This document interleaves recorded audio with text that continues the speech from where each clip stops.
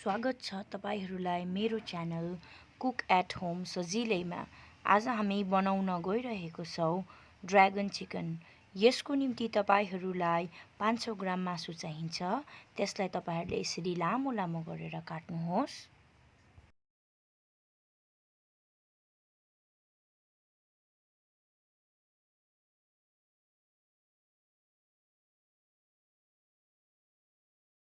र यसरी मासु काटिसकेपछि तपाईहरूले यसमा मरिचलाई हालिदिनुहोस्।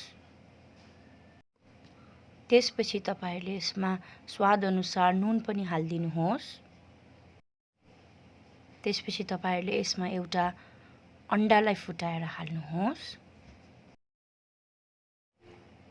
त्यसपछि सबै कुरो हालेर मजाले मुस्नु भएपछि तपाईहरूले यसमा 3 चम्ची जस्तो कर्नफ्लावरलाई हालेर मजाले मुस्नुहोस् र यसलाई राम्रोसँगले मिक्स गरिसक्नु भएपछि यसलाई 1 घण्टा जस्तोको लागि म्यारिनेट हुनको लागि छोपेर राखिदिनुहोस्।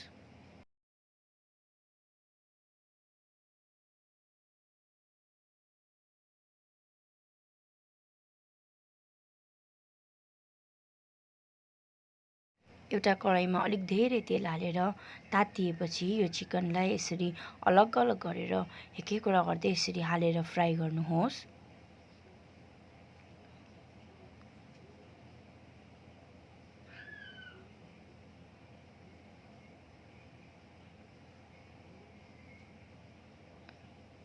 र यसलाई एकछिन चलाएर मजाले रातो हुने गरीसम्म भुट्नुहोस्।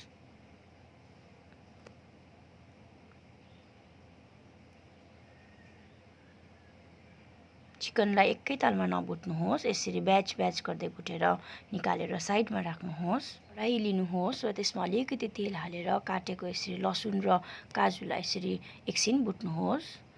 र त्यसपछि तपाईहरूले प्याज हालेर त्यसलाई पनि एकछिन भुट्नुहोस्।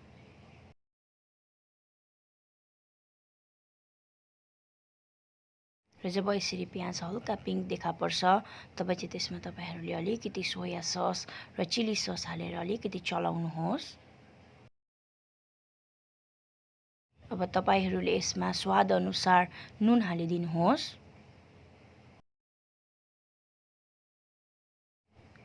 अब यसमा तपाईहरूले टमेटो सस हालिदिनुहोस् अनि अलिकति चिनी पनि हालिदिनुहोस्।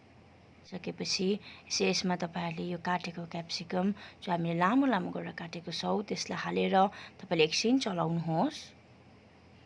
र यसमा अलिकति पानी हालेर 5 मिनट जस्तोको लागि छोपेर पकाउनुहोस्। क्याप्सिकमलाई 5 मिनट जस्तो पकाएपछि तपाईले त्यसमाथिबाट कि फ्राई गरेको जुन मासु थियो त्यसलाई हालिदिनुहोस् र राम्रोसँगले चलाएर त्यसलाई फेरि यसरी 5 मिनट जस्तोको लागि छोपेर पकाउनुहोस्।